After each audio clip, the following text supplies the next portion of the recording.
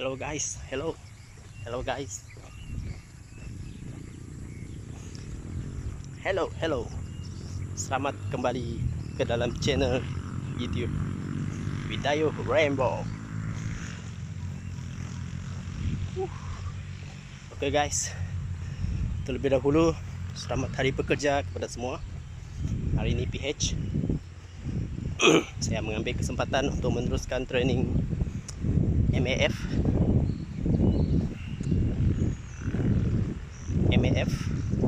Maximum Aerobic Function. So ada beberapa kali saya terlepas daripada 140 144 terlepas, namun saya terpaksa sentiasa melihat jam. So bila melebihi daripada hard maksimum, saya akan terus stop berjalan buat brisk walk sehingga heart rate kembali bawah daripada 140 umpamanya, barulah saya akan meneruskan jogging. So setakat ini saya telah menghabiskan 9 km dalam masa 1 jam lebih. Berlari, berjalan, berlari slow, jogging slow dan berjalan.